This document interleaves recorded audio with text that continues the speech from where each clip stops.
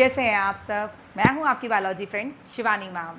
चलिए कंटिन्यू करते हैं अपने लेक्चर को सेकेंड सेल ऑर्गेनेली से, जिसका नाम है ER। ER is a short term. उसका पूरा नाम क्या है? Endoplasmic reticulum. ठीक है, कुछ तो आपको ये नाम से पता चल रहा होगा। एंडोप्लाज्मिक जो अंदर की साइड प्रेजेंट है, ठीक है, और रेटिकुलम मतलब रेटिकुलेटेड स्ट्रक्चर है। रेटिकुलेटेड स्ट्रक्चर का मतलब क्या होता है? Large network. अगर हम इसकी डेफिनेशन पढ़ते हैं तो डेफिनेशन में क्या है? It is a large network of membrane found in the cytoplasm of the eukaryotic cell. एक बहुत इंपॉर्टेंट पॉइंट है यहाँ पर, यूकैरियोटिक सेल। यूकैरियोटिक क्या? हम अभी सेल्स के मैं आपको एक्सप्लेन करूंगी। There are two kind of cells, prokaryotic cells and the eukaryotic cells. There is a lots of difference between the prokaryotes and the eukaryote. लेकिन endoplasmic reticulum is found in eukaryotic cells, not in prokaryotic cells. Okay, तो इसकी definition, large network of membrane found in the cytoplasm of eukaryotic cells. ठीक है, तो अब ये जो हमने ये एक्सप्लेन करा कि ये लार्ज नेटवर्क है। लार्ज नेटवर्क लाइक अगर हम इसके डायग्राम की तरफ जाते हैं तो आप इसके डायग्राम में देखिए। पहले फर्स्ट आप इसका डायग्राम देखिए। जो चीज़ मैं आपको नोटिस करवाना चाहती हूँ कि आप इसका डायग्राम देखिए कि इसका डायग्राम काफ़ी रेटिकुलेट, जैसे अब ये कहाँ से स्टार्ट हो रहा है। ये अगर हम एक सेल को बनाते हैं तो एक सेल के अंदर ये न्यूक्लियस है। मान लीजिए ये सेल का न्यूक्लियस है। तो सेल के न्यूक्लियस में, जैसा कि मैंने अभी आपको लास्ट उसमें एक्सप्लेन किया कि न्यूक्लियस का स्ट्रक्चर कैसा होता है, तो न्यूक्लियस मैंने आपको बताया था टू मेम्ब्रेन स्ट्रक्चर होता है। तो उसकी जो आउटर मेम्ब्रेन होती है, दिस मेम्ब्रेन, और एक चीज़ और है जो मैंने शो नहीं करी है, आप लोग नोटिस करिए कि इसके अंदर क्या प्रेजेंट होते हैं? पोर्स, जिसे हम क्या कहते हैं? Nuclear pores. ठीक है, ये रहे, ये आप स्ट्रक्चर ड्रॉ करिए इस तरह से। थोड़ा सा हम इसके बहाने आपको याद होगा कि हमने लास्ट चैप्टर में क्या पढ़ा है, और उसमें अब ताकि आप भी मेरे साथ साथ रिवीजन करिए इसका कि कैसे कैसे होता है स्ट्रक्चर। तो अब हमारा ये क्या है? Nuclear pores. ठीक है, याद आया? These are nuclear pores. अब ये क्या करते हैं? ये यहाँ पर जो इसकी आउटर मेम्ब्रेन है, यहाँ पर एक ट्यूबुलर ये फोल्डेड स्ट्रक्चर्स फॉर्म होने स्टार्ट हो जाते हैं। अगर आप डायग्राम में देखेंगे क्लियरली तो आपको दिखाई देंगे कि ये फोल्डेड स्ट्रक्चर्स बनते हैं। ठीक है, this is called endoplasmic reticulum. इसको हम शॉर्ट में ER भी कह देते हैं, इसलिए मैंने मेंशन किया ER, एंडोप्लाज्मिक रेटिकुलम। मतलब रेटिकुलेटेड स्ट्रक्चर होता है बहुत ज़्यादा ना, मतलब फोल्डेड स्ट्रक्चर। तो इसे आप, ये कैसा स्ट्रक्चर आपको दिख रहा है? Folded structure. और फोल्डेड, इससे कोई भी चीज़ अगर फोल्डेड हो गई है तो उसका क्या मतलब है, क्या उसका फ़ायदा है? उसका फ़ायदा ये है कम जगह पर ज़्यादा से ज़्यादा चीज़ें, ज़्यादा से ज़्यादा लेयर फिट कर देना। कोई भी चीज़ फोल्डेड है तो उसका यही बेनिफिट है कि ये जितना ज़्यादा फोल्डेड हो गया, तो फोल्डेड होने का क्या बेनिफिट हुआ? इसका सरफेस एरिया बढ़ गया। मतलब इसके अंदर जो भी एक्टिविटी हो रही है वो बहुत बड़ी लेवल पर हो रही है। जिसके ऊपर अगर कभी आपके पास आपको शॉर्ट क्वेश्चन अटैम्प्ट करना पड़ता है तो आप इसका आंसर इजीली दे सकते हैं कि ये हाईली फोल्डेड होने की वजह से इसका सरफेस एरिया इंक्रीज हो गया है, ताकि इसके अंदर जो भी आप अभी पढ़ेंगे इसका काम क्या है। इसका काम होता है मेन, इसके अंदर प्रेजेंट होते हैं राइबोसोम्स, तो वो प्रोटीन सिंथेसिस कर रहे हैं। ठीक है, अगर हम अभी मैं आपको एक्सप्लेन करूंगी कि RER SR अभी आपके लिए नए वर्ड्स हैं, लेकिन अभी आपको समझ में आएंगी सब चीज़ें। तो उसकी वजह से जो भी इसके अंदर फंक्शनिंग हो रही है वो काफ़ी बड़े स्केल पर होगी। ठीक है, अब हम चलते हैं नेक्स्ट कि अभी तो हमने नॉर्मल स्ट्रक्चर देखा ये कि कहाँ प्रेजेंट है। ये तो प्रेजेंट कहाँ पर है? क्लियर हुआ? ये न्यूक्लियस की आउटर मेम्ब्रेन से स्ट्रक्चर स्टार्ट हो जाता है। नेशन हमें क्लियर है बच्चों? नेक्स्ट हम देख रहे हैं टाइप्स ऑफ ER। अगर हम टाइप्स ऑफ ER पढ़ते हैं तो ये 2 टाइप्स ऑफ ER होते हैं। कौन से? RER and SER। ये शॉर्ट टर्म्स हैं लेकिन हाईली बहुत ज़्यादा यूज होती हैं ये। RER मतलब रफ एंडोप्लाज्मिक रेटिकुलम। ठीक है, अब rough endoplasmic reticulum like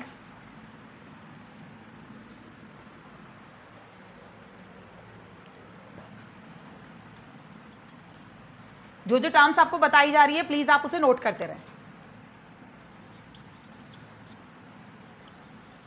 endoplasmic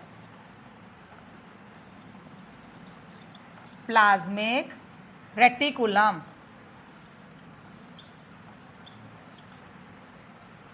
ठीक है, rough endoplasmic reticulum, that is RER. Okay, note down this. And second one is SER. तो आपको नाम से लग रहा है S का कोई मतलब है, ER तो एंडोप्लाज्मिक रेटिकुलम है ही. S is smooth endoplasmic reticulum. तो अगर हम SER लिखते हैं, that is smooth endoplasmic reticulum.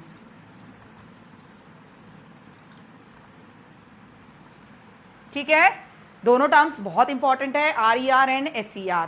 दोनों में आपको नाम से पता चल रहा है कि रफ, कोई चीज रफ है, यानी कि रफ है वो.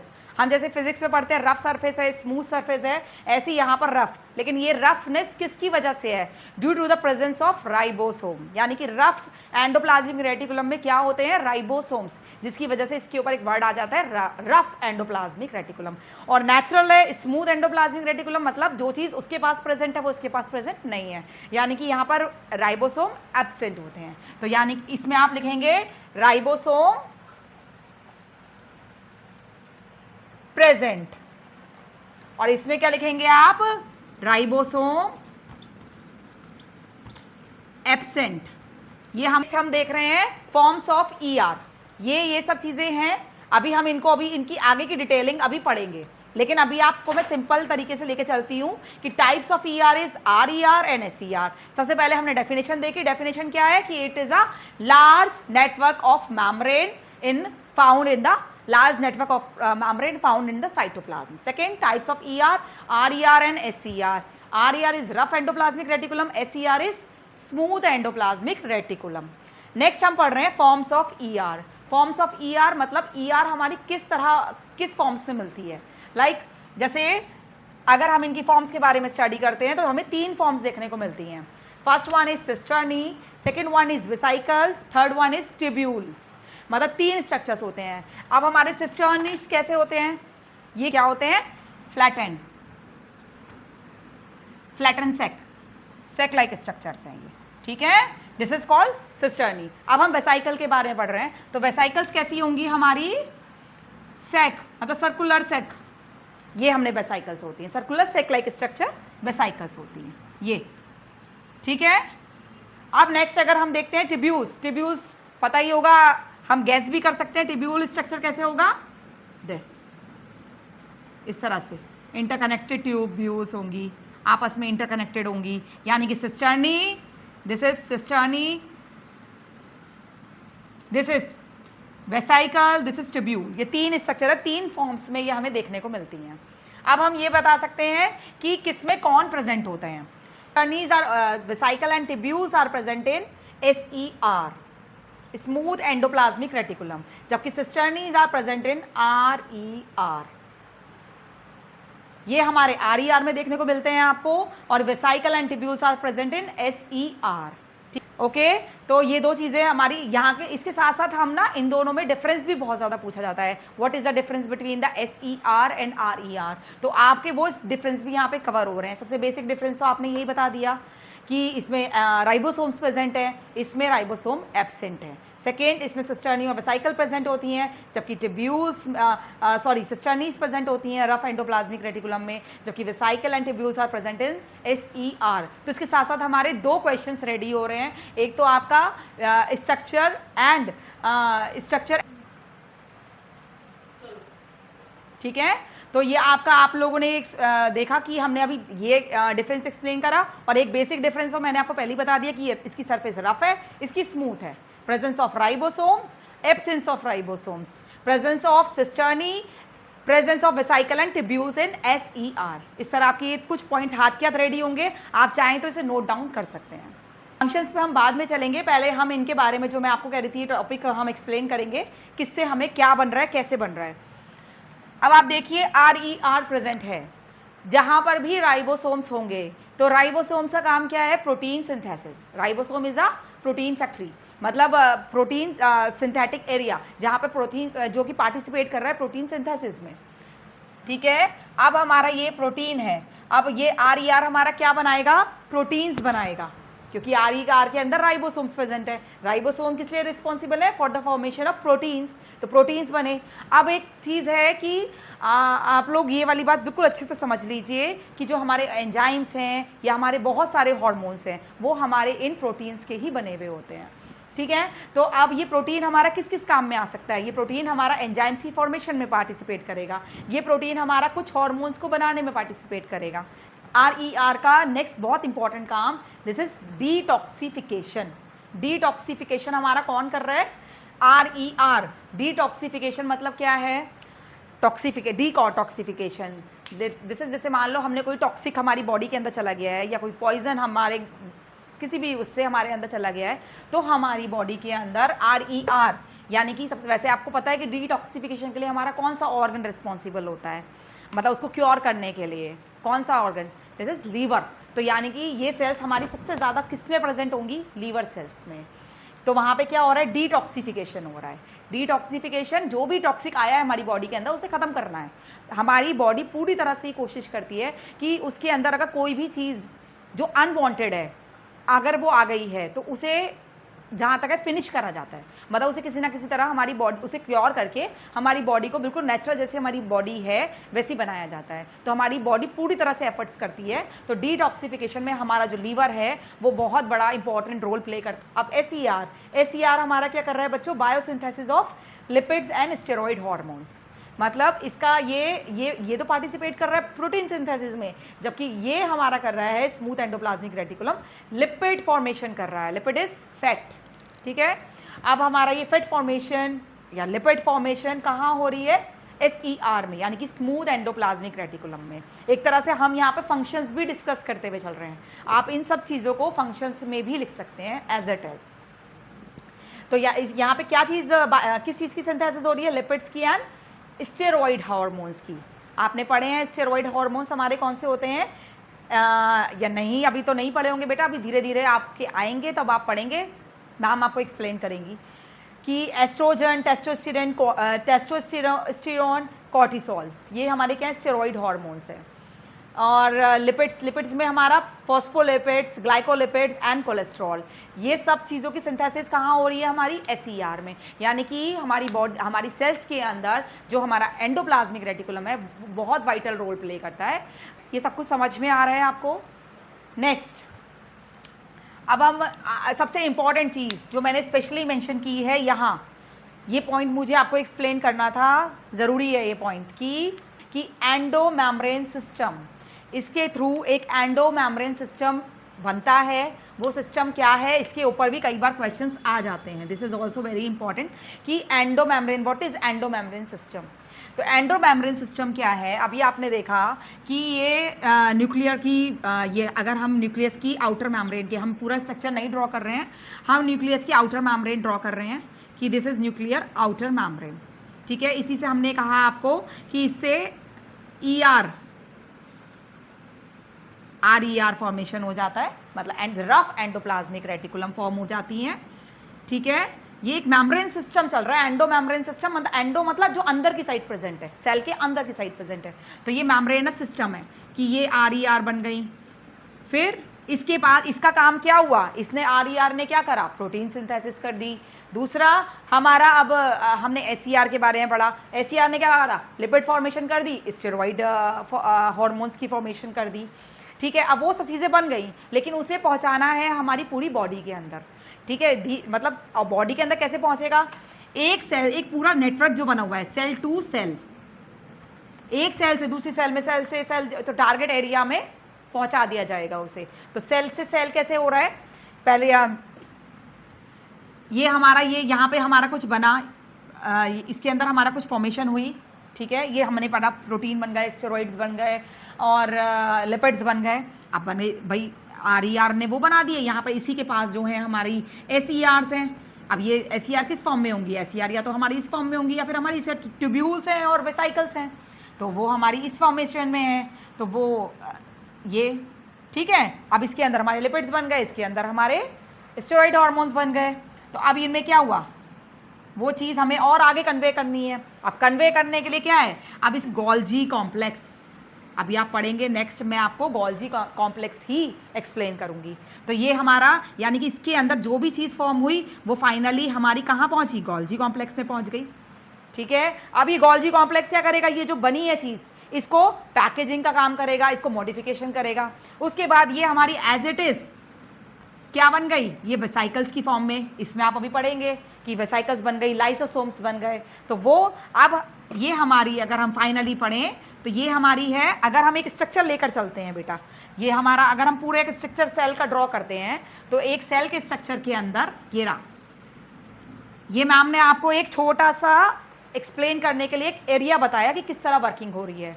लेकिन अगर हम इसे एक्सप्लेन करेंगे तो क्या है, ये आपका न्यूक्लियस हो गया, यहाँ आपका एंडोप्लाज्मिक रेटिकुलम हो गया, ये आपका गोल्जी कॉम्प्लेक्स हो गया, गोल्जी कॉम्प्लेक्स हो गया, ये यहाँ पे आपकी क्या है, ये आपकी वेसाइकल्स बन गई हैं, लाइसोसोम्स बन गए हैं। और वो क्या हुआ, मतलब ये एक तरह से क्या हो रहा है, एक नेटवर्क बन रहा है जो कि आपका प्रोटीन, स्टेरॉइड्स या जो आपके लिपिड्स बने हैं, जो भी वैल्यूएबल चीज़ें इसके अंदर बन गई हैं हमारी एंडोप्लाज्मिक रेटिकुलम में, इवन न्यूक्लियस के अंदर भी, जो न्यूक्लियस के अंदर भी जो भी चीज़ हमारी न्यूक्लियर मटेरियल है, जो भी आपका इंफॉर्मेशन है, न्यूक्लियर इंफॉर्मेशन है, या उससे न्यूक्लियर इंफॉर्मेशन किस फॉर्म में जा रही है, प्रोटीन्स बन रहे हैं वहाँ पर। हमने अभी लास्ट उसमें पढ़ा कि हमारे न्यूक्लियस के अंदर क्या बन रहा है, डीएनए है, डीएनए से क्या बन रहा है, आरएनए बन रहा है through the process of transcription. अब वो हमारा आरएनए, अब जो आरएनए बन गया, अब जो हमारा आरएनए था वो हमारा फाइनली राइबोसोम्स। अब आप आगे जाके जब आपको मैं पढ़ाऊंगी प्रोटीन सिंथेसिस वगैरह, या आप अभी तो नहीं पढ़ेंगे, नेक्स्ट ईयर आप लोगों के जब आएंगी तो आप पढ़ेंगे कि प्रोटीन सिंथेसिस होगी। प्रोटीन सिंथेसिस में हमारा ये जो आरएनए बना है, यही आरएनए आगे जाके राइबोसोम्स के साथ मिलकर उनकी यूनिट्स के साथ कनेक्ट होकर आपका बनाएगा प्रोटीन्स, उसे आप पढ़ेंगे ट्रांसलेशन। तो ये बहुत सारी लंबी प्रोसेसेस है, ये जैसा आपको एक एग्जाम्पल के लिए यहाँ पर समझाया जा रहा है कि कैसे वर्किंग हो रही है, ताकि आपके अंदर एक कॉन्सेप्ट क्रिएट हो जाए आपके दिमाग के अंदर। तो उसी को हम यहाँ क्रिएट कर रहे हैं। तो ये एंडोमेम्ब्रेन सिस्टम क्या बन गया, एक पूरा सिस्टम बन गया कि जी इसके अंदर जो कुछ बना वो नेक्स्ट गोल्जी में ट्रांसफर हो गया। गोल्जी बॉडी में जो भी चीज़ें आई वो उसने, गोल्जी ने क्या काम करा, उसे पैकेजिंग करने का काम करा, उसे मॉडिफाइड करा, पैकेज कर दिया। ठीक है, उसे पैकेट कर दिया, जैसे आप कहते हैं, उसे आप पढ़ेंगे, अभी मैं पढ़ाऊंगी आपको, इसे पोस्ट ऑफिस कहते हैं। ठीक है, उसके बाद आपका वो सब चीज़ें कहाँ ट्रांसफर हो गई, लाइसोसोम्स में ट्रांसफर हो गई। अब लाइसोसोम ने क्या करा, लाइसोसोम चाहेगा अगर करना होगा उसे कोई चीज़, तो वो क्या करेगा, ये आपकी क्या है, प्लाज्मा मेम्ब्रेन। ये देखो मैंने पूरा सिस्टम आपको एक्सप्लेन करा, ये क्या है, प्लाज्मा मेम्ब्रेन। वो चाहेगा तो इसे प्लाज्मा मेम्ब्रेन के थ्रू बाहर भेज देगा, बाहर जाएगी वो चीज़, वहाँ जाके दूसरी सेल उसे फिर ले सकती है। यानी कि मैंने आपको जो ये चीज़ एक्सप्लेन करी, सेल टू सेल कनेक्शन। तो ये पूरा सिस्टम बन रहा है एक एंडोमेम्ब्रेन सिस्टम के थ्रू। ये बहुत इंपॉर्टेंट सिस्टम है। ये इसलिए आपको एक्सप्लेन किया गया कि ताकि आपके दिमाग के अंदर एक सब चीज़ों का एक कॉन्सेप्ट क्रिएट हो जाए। मैं पढ़ाऊंगी भी आपको इसी पैटर्न में कि पहले मैं आपको एंडोप्लाज्मिक रेटिकुलम पढ़ाऊंगी, फिर मैं आपको गोल्जी कॉम्प्लेक्स पढ़ाऊंगी, then I will teach you lysosomes. ठीक है, ताकि आपके अंदर जो भी कंफ्यूजन होगा, आपके माइंड में जो भी होगा, वो ख़त्म होकर एक नॉर्मल एक स्ट्रक्चर क्रिएट हो जाएगा कि कैसे हमारी सेल्स वर्क कर रही हैं। वो आपके आगे के लिए भी बेनिफिशियल होगा। ओके बेटा, this is all about the endomembrane system. It is very important, और आप इसको समझ में आ गया है, आप इसको ऐसे भी लिखेंगे तो भी आपको अच्छे मार्क्स मिलेंगे इसमें। लेकिन फिर भी इसे एक अच्छे से स्टडी करके अच्छे से लिखिए, ताकि आपको अच्छे से अच्छे मार्क्स मिले। कोई भी नंबर हमें अपना खोना नहीं है, हमें हर नंबर को टारगेट बना के चलना है। छोटा से छोटा नंबर, चाहे वो हमारा 1 पॉइंट, चाहे वो हमारे सिंगल मार्क में आता है या कुछ भी आता है, तो आप उसे करिए, उसे समझिए, ताकि आप वहाँ पर वो क्वेश्चन अटैम्प्ट कर पाएँ। ठीक है, this is all about the endomembrane system. If next, अब हम एक्सप्लेन करते हैं हमारे functions. Let's see the functions of endoplasmic reticulum. First function is form the skeletal framework of a cell. एक सेल के अंदर मैक्सिमम एरिया कवर कर रहा है हमारा एंडोप्लाज्मिक रेटिकुलम। आप चाहें तो इस डायग्राम के थ्रू, आपकी स्क्रीन पे शो हो रहा है, आप इस डायग्राम के अंदर देखिए, हमारी सेल के अंदर बहुत बड़ा एरिया कवर कर रहा है हमारा एंडोप्लाज्मिक रेटिकुलम। अब इसके अंदर क्या है, तो this is also work as a skeletal framework of a cell. Cell को एक अच्छा फ्रेमवर्क प्रोवाइड कर रहा है ये। Second important work, function of this is provide pathway for the nuclear material. ये एक न्यूक्लियर मटेरियल के लिए मैंने, देखो इस डायग्राम में आप क्लियर समझ सकते हैं ये चीज़ कि यहाँ पर जो आपका न्यूक्लियर मटेरियल को हम NM से भी लिख सकते हैं। न्यूक्लियर मटेरियल जो भी है वो आपको उसको ट्रांसफ़र करने में ये एक मीडियम की तरह काम कर रहा है। तो ये हमारा पॉइंट इसको एक्सप्लेन करता है, provide pathway for the nuclear material. It shows a pathway for the nuclear material है, कोई भी न्यूक्लियर मटेरियल है वो हमारा इसके through, this is nuclear material. अब ये न्यूक्लियर मटेरियल हमारा किस में आया, हमारा एंडोप्लाज्मिक रेटिकुलम में आया, ठीक है। तो एक तरह से पाथवे जनरेट कर देता है कि ताकि वो अगर उसे कम्युनिकेट करना है तो ये न्यूक्लियर मटेरियल को सेल के बाहर भी, जैसे आपको बताया हमने, ये this is called as a exocytosis. एक चीज मैं आपको और एक्सप्लेन करना चाहती हूँ, वो बहुत बेसिक टर्म है और आप लोगों को पता होना चाहिए। एंडोसाइटोसिस और एक्सोसाइटोसिस, बच्चे कंफ्यूज होते हैं इस चीज में। तो एक्सोसाइटोसिस हम किसे कहेंगे, एक्सो से आपको क्या समझ में आ रहा है, कोई भी चीज हम बाहर भेज रहे हैं। एंडो मतलब कोई भी चीज अंदर आ रही है। एंडो का मतलब क्या हुआ, कोई भी चीज सेल के अंदर आ रही है। हमारी जो एक्सो या एंडो जो वर्ड यूज हो रही है किसके रेफरेंस में यूज हो रही है, सेल के रेफरेंस में यूज हो रही है। क्योंकि अगर हमारी ये चीज, जैसे अब ये बाहर जा रहा है, इस न्यूक्लियर मटेरियल इन सब के थ्रू, इस पाथवे के थ्रू बाहर जा रहा है, तो आप इसे क्या कहेंगे, दिस इज एक्सोसाइटोसिस। मतलब कोई भी चीज हम बाहर भेज रहे हैं सेल के, दैट इज कॉल्ड एक्सोसाइटोसिस। अगर आप देखेंगे अभी हम आपको लाइसोसोम्स जब पढ़ाएंगे तो आपको एंडोसाइटोसिस के बारे में भी बताएंगे। तो एंडोसाइटोसिस में ये चीज क्या हो जाएगी, जस्ट रिवर्स हो जाएगी। मतलब क्या होगा, कोई भी चीज हमारी बाहर से अंदर जाएगी, दैट इज एंडोसाइटोसिस, सेल के अंदर जा रही है वो, और एक्सोसाइटोसिस सेल के बाहर जा रही है। तो ये चीज़ भी आप कहीं पे आती है, कहीं आप पढ़ते हैं, तो प्लीज़ आप कंफ्यूज मत होइए। ये छोटी छोटी टर्म्स हैं जो कि अगर आपके ब्रेन में क्लियर होंगी तो आपको कॉन्सेप्ट बहुत अच्छे से समझ में आएंगे, ठीक है। इन छोटी छोटी बातों पे हम ध्यान देंगे, कोशिश करेंगे आपको मैक्सिमम सब कुछ समझ में आए। उसके बाद भी बेटा अगर कहीं पर आपको कोई प्रॉब्लम लगती है तो प्लीज़ आप मुझे कमेंट बॉक्स में बताइए कि कहाँ पे प्रॉब्लम है, तो मैं कोशिश करूँगी पूरी कि आपकी वो प्रॉब्लम सॉल्व कर सकूँ, और उसके ऊपर कोशिश करूँगी कि एक वीडियो बनाऊँ। आप सब लोगों के जैसे जैसे मुझे कमेंट्स आएंगे उस हिसाब से मैं वीडियोस बनाकर आप लोगों को प्रॉपर एक वीडियोस, चाहे मैं शॉर्ट्स की फॉर्म में बनाऊं, कैसी बनाऊं, आप लोगों को एक्सप्लेन करूंगी। जो टॉपिक्स आपकी कोई भी टॉपिक्स इस टॉपिक से रिलेटेड कहीं पर भी कोई भी चीज़ आपको प्रॉब्लम क्रिएट कर रही है तो मुझे आप बताइए, मैं उस पर कुछ ना कुछ करके वीडियोज़ जनरेट करके आप लोगों को बताऊँ। Third point is transport of proteins and the formation of proteins. ये चीज़ हमने, अब तो आप लोग एक्सपर्ट हो गए हैं, आप लोगों को मैं कई बार बता चुकी हूँ ये वाली चीज़ कि हमारी प्रोटीन फॉर्मेशन हो रही है, और ये protein formation, transport of proteins, protein बन गए, कहाँ बने, एंडोप्लाज्मिक रेटिकुलम में, क्योंकि एंडोप्लाज्मिक रेटिकुलम में क्या प्रेजेंट है, राइबोसोम्स प्रेजेंट है। तो अब ये प्रोटीन्स बन गए, अब जी बन गए तो उसे क्या करना है, हमें ट्रांसपोर्ट करना है। ट्रांसपोर्ट करने में हमारा बहुत बड़ा नेटवर्क बन गया है, एंडोमेम्ब्रेन सिस्टम का पूरा नेटवर्क बना हुआ है। तो क्या करेगा, इसे बनाने बन गया, अब ट्रांसफर करना है, ठीक है जी। ट्रांसपोर्ट भी हो गए, अब ट्रांसपोर्ट भी हो गए, फॉर्मेशन भी हो गई, ट्रांसपोर्ट भी हो गए। Next, provide material for the formation of plasma membrane. ये देखिए, ये पॉइंट मैं आपको एक्सप्लेन करने से रह गया था और इसीलिए मैंने मेंशन कर दिया ताकि मैं आपको एक एक पॉइंट अच्छे से एक्सप्लेन कर पाऊँ, कोई भी पॉइंट आपका रह ना जाए। इसलिए मैम आपको पहले से मेंशन करके रखती है ताकि सारे पॉइंट्स आपको बहुत इजीली और अच्छे तरीके से समझाया जाए। ये देखिए, this is the word phospholipids. अभी जब मैंने, अगर आप मेमोराइज करें तो मैंने आपको बताया था कि प्लाज्मा मेम्ब्रेन किस चीज़ की बनी हुई होती है, फॉस्फोलिपिड्स की। और फॉस्फोलिपिड हमारा कौन बना रहा है, SER, that is smooth endoplasmic reticulum. तो फॉस्फोलिपिड बनाने के, अगर बन गए तो क्या बनाएंगे वो आगे जाकर, वो आगे जाके बनाएंगे प्लाज्मा मेम्ब्रेन। तो इस indirectly provide the material for the formation of plasma membrane, ठीक है। और गोल्जी कॉम्प्लेक्स एंड लाइसोसोम्स, ये भी मैंने आपको एक्सप्लेन करा कि ये आगे जाके लाइसोसोम्स और गोल्जी कॉम्प्लेक्स भी इसी की वजह से बन रहा है, और लाइसोसोम्स भी, यानी कि ये किन किन चीज़ों के फॉर्मेशन में पार्टिसिपेट कर रही है, in the formation of plasma membrane. यहाँ PM मत समझिए आप इसे, this is not prime minister, this is PM is plasma membrane. Golgi complex and lysosome, इन सब की फॉर्मेशन में हमारा क्या चीज़ पार्टिसिपेट कर रही है, एंडोप्लाज्मिक रेटिकुलम। क्लियर, ओके बच्चा, this is all about the endoplasmic reticulum. चलिए बच्चों, अब स्टार्ट करते हैं अपना next cell organelle, that is Golgi apparatus. Okay, तो इसकी हिस्ट्री की ओर जाते हैं। तो हिस्ट्री में क्या है कि Golgi complex was discovered by Camillo Golgi. ये डिस्कवरी इंपॉर्टेंट है, पूछ लेते हैं ये वाला क्वेश्चन भी। तो डिस्कवरी इंपॉर्टेंट है, कैमलियो गोल्जी ने इसे फर्स्ट टाइम डिस्कवर किया था। अब नेक्स्ट हम इसका अगर स्ट्रक्चर के बारे में बात करते हैं तो हमने आपको बताया कि ये सिंगल मेम्ब्रेन स्ट्रक्चर है। Then Golgi is a single membrane structure. Second, it consist fluid filled cistern vesicle vacuoles. जैसे कि हमने उसमें पढ़ा था एंडोप्लाज्मिक रेटिकुलम में, अभी जस्ट पढ़ा है हमने कि उसमें क्या क्या होते हैं, सिस्टर्नीज होती हैं, वेसिकल्स होती हैं और ट्यूब्यूल्स होती हैं। तो यहाँ पर क्या होते हैं, इट कंसिस्ट फ्लूइड फिल्ड,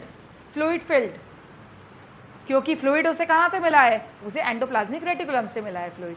ठीक है, अब आप अगर इसका स्ट्रक्चर ये मैं एक्सप्लेन करती हूँ, इसके बाद मैं आपको इसका स्ट्रक्चर अच्छे से एक्सप्लेन करूँगी कि स्ट्रक्चर में मतलब इसके क्या क्या है, कैसे कैसे हो रहा है। तो इसके अंदर क्या होता है, it consist fluid field cisternae भी कह सकते हैं, सिस्टर्न्स भी होता है। इसके लिए मैं आपको ये डिफरेंस बताऊँगी अभी कि what is cistern, what is cisternae. Cistern, देखिए बेटा, ये इसके अंदर एक पैरेलल्स, ऐसे पैरेलल बहुत सारे स्टैक्स होते हैं। जब ये एक स्टैक है, ये एक स्टैक है तो इसे सिस्टर्नी बोलते हैं। This is called cisternae. अब अगर इसको हम कंबाइन फॉर्म में बात करेंगे तो इसे हम सिस्टर्न कहते हैं। This is called sister. तो ये एक तरह से प्लूरल फॉर्म हो गई सिस्टर्न। तो मैंने इसीलिए यहाँ पर मेंशन किया सिस्टर्न, वेसिकल एंड वैक्यूल्स। ठीक है, आपको अपनी बुक में या कहीं पर भी स्टडी मटेरियल में कोई भी टर्म आती है तो आपको कंफ्यूज नहीं होना है, बस मुझे कमेंट बॉक्स में बताना है कि what is the meaning of that, तो I will definitely explain you. तो इसकी कौन सी फॉर्म्स होती हैं, इसकी भी दो फॉर्म्स होती हैं, cis form and trans forms. Cis form क्या होते हैं, अब आपको मैंने अभी जस्ट एक्सप्लेन किया कि कैसे कैसे हमारा न्यूक्लियस, जब मैंने एंडो मेम्ब्रेन सिस्टम आपको अभी एक्सप्लेन किया उसमें कि न्यूक्लियस है, दोबारा एक्सप्लेन कर देते हैं एक बार। तो ये हमारा न्यूक्लियस है, ये न्यूक्लियर मेम्ब्रेन है, न्यूक्लियर मेम्ब्रेन से अटैच हमारे एंडोप्लाज्मिक रेटिकुलम है। अब एंडोप्लाज्मिक रेटिकुलम के बाद हमारा यहाँ पे क्या आ गया, जो कि हम पढ़ रहे हैं, गोल्जी कॉम्प्लेक्स। तो ये हमारा गोल्जी कॉम्प्लेक्स आ गए हैं, ये हमारे सिस्टर्न्स हो गए हैं। ठीक है, अब सिस्टर्न्स के पास ये वेसिकल्स हैं, कुछ वेसिकल्स तो यहाँ से आएंगी क्योंकि ये भी मटेरियल सिक्रीशन, यहाँ पे भी सिक्रीशन हो रहा है, यहाँ पे भी आ रहे हैं। तो ये वेसिकल कहाँ है, यहाँ से आ रही हैं, और कुछ वेसिकल्स आपको यहाँ पर देखने को मिलेंगी। ये सब चीज़ें क्या हो गई हमारी, वेसिकल्स। ठीक है, अब हम इसको अगर देखते हैं तो ये हमारी है सिस फॉर्म, ये है हमारी ट्रांसफॉर्म। चलिए आप स्टडी करिए, जो मैं आपको डायग्राम शो कर रही हूँ उसके अंदर आप क्लियरली देखिए उस डायग्राम को और समझिए कि क्या मैम आपको समझाना चाह रही हैं कि ये सिस फॉर्म है और ये ट्रांसफॉर्म है। अब आप देखिए इसमें ये जो सिस फॉर्म है, यहाँ पर ये क्या है, incoming transport vesicles. Incoming transport vesicle कहाँ से आ रही है, एंडोप्लाज्मिक रेटिकुलम से आ रही हैं। यानी कि एंडोप्लाज्मिक रेटिकुलम में जो भी प्रोटीन, स्टेरॉइड्स या जो भी सिक्रीशन भेजा है, वो सिक्रीशन अब उसे कहाँ पहुँचाना है, गोल्जी कॉम्प्लेक्स तक पहुँचाना है। अब वो गोल्जी कॉम्प्लेक्स से यानी कि इनकमिंग ट्रांसपोर्ट वेसिकल, यानी कि सिस फेस, ये सिस फेस हमारी किस तरफ हुई, एंडोप्लाज्मिक रेटिकुलम की साइड हुई।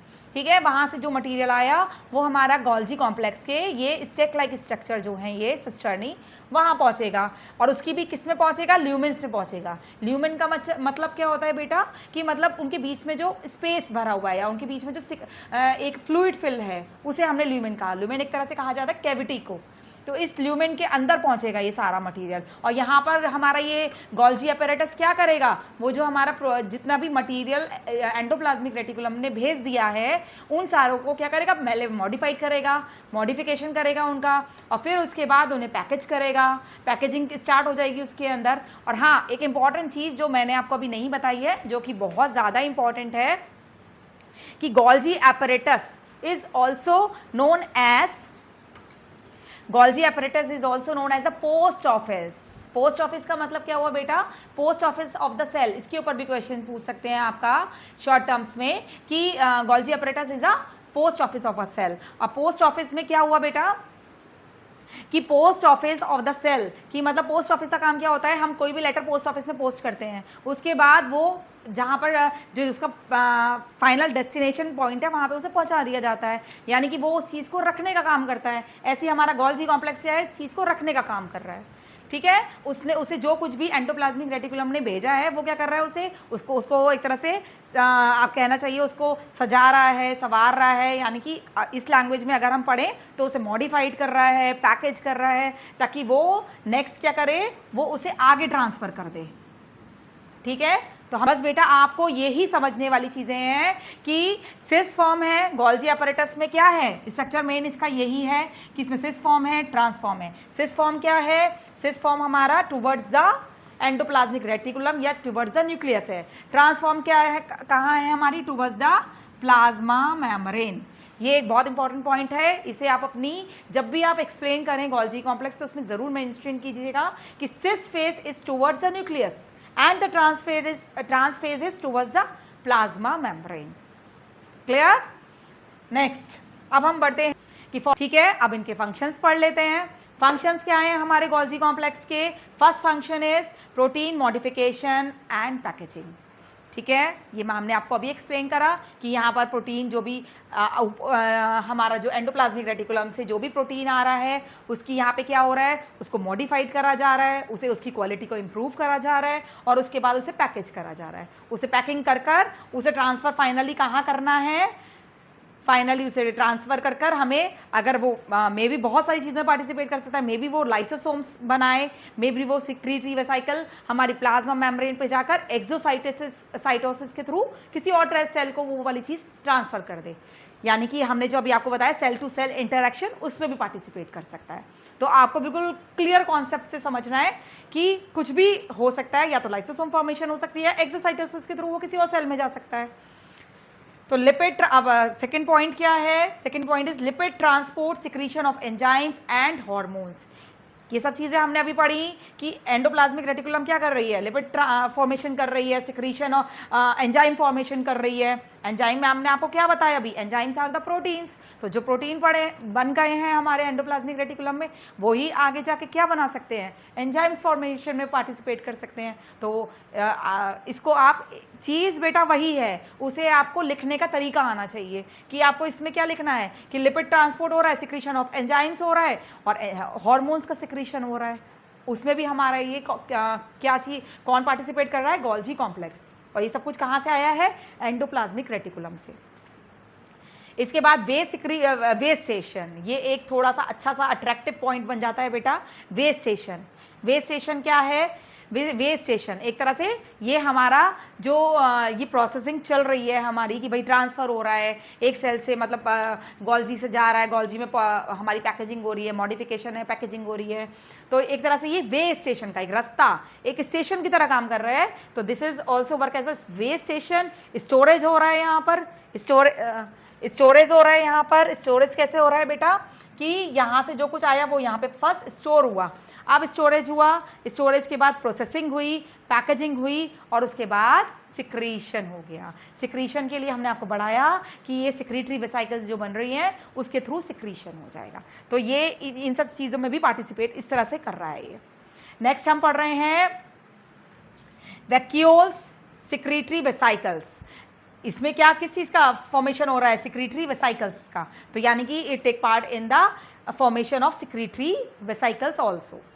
नेक्स्ट, सिक्रीटरी वेसिकल्स हमारी, अब हमने ये एक्सप्लेन करा, लेकिन हम बार बार आपको नए नए तरीके से एक्सप्लेन कर रहे हैं ताकि आपको वो कॉन्सेप्ट अच्छे से बिल्कुल क्लियर होते हुए चले। तो अब ये सिक्रीटरी वेसिकल्स क्या करें, इसके अंदर क्या है, एंजाइम्स हैं, प्रोटीन्स हैं और बेटा यहाँ पर एक नया वर्ड आया, दैट इज सेल्यूलोज। ये वर्ड हमने इससे पहले अभी नहीं पढ़ा। ये सेल्यूलोज, सेल्यूलोज आपको हमने जब सेल वॉल पढ़ाई तो हमने आपको बताया था कि cell wall is made up of cellulose. ठीक है, this is the polymer of glucose. ठीक है, बीटा ग्लूकोज। अब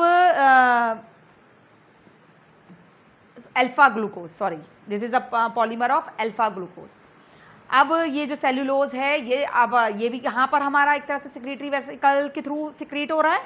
कहाँ पे फॉर्मेशन, कहाँ पर बन हो रहा है ये, इनसाइड द गोल्जी कॉम्प्लेक्स, तो गोल्जी कॉम्प्लेक्स हमारा एंजाइम सिक्रीट कर रहे हैं, प्रोटीन्स भी सिक्रीट कर रहे हैं, सेल्यूलोज भी सिक्रीट कर रहे हैं। तो इसके बाद आप एक पॉइंट और नोट करिए, it take part in the formation of cell wall, यानी कि कोई सेल वॉल की अगर ज़रूरत, क्योंकि सेल्स हमारी टूट रही हैं, बहुत सारी नई सेल्स डेवलप भी हो रही हैं, तो उन सब सेल्स को डेवलप करने के लिए जो जो पार्ट डेवलप होना है उसका मटेरियल होना चाहिए, तो वो मटेरियल्स भी हमारी सेल के थ्रू ही प्रोवाइड हो रहा है। प्लाज्मा मेम्ब्रेन के थ्रू प्लाज्मा मेम्ब्रेन के लिए फॉस्फोलिपिड्स बन रहे हैं, एंजाइम्स बन रहे हैं, हार्मोन्स बन रहे हैं, सेल्यूलोज बन रहा है। सेल्यूलोज क्या, वो आगे जाकर सेल वॉल की फॉर्मेशन में पार्टिसिपेट करेगा। Next, formation of lysosome. एक और पॉइंट है, मे बी आपको मेंशन ना हो, समझ में ना आ रहा हो, तो हम यहाँ पे लिख देंगे कि हमने ये बताया कि यही आगे जाकर, ये जो सेक्रेटरी वेसिकल बनी है, यही आगे जाकर लाइसोसोम फॉर्मेशन करेगी। तो इसके फंक्शन में एक चीज़ और हम ऐड कर सकते हैं, it take part in the formation of lysosomes, lysosome formation.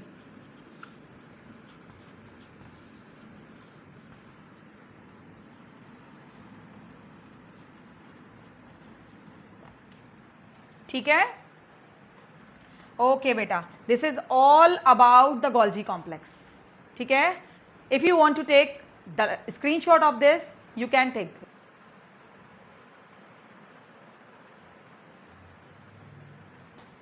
Okay बच्चों, ठीक है, एक कॉन्सेप्ट और था जो मैं चाहती थी कि मैं आपको एक्सप्लेन करूं। एक बहुत इंटरेस्टिंग सा पॉइंट था, मेरे दिमाग में आया है और मैं चाहती हूँ कि आपके साथ शेयर करूँ कि बेटा आरबीसीज जो होती हैं, रेड ब्लड सेल्स, तो हमारी आरबीसीज जो होती हैं, अगर हम एक मैच्योर आरबीसी के बारे में बात करते हैं, तो मैच्योर आरबीसी के पास कोई भी सेल ऑर्गेनेल नहीं होता। Like it doesn't have nucleus,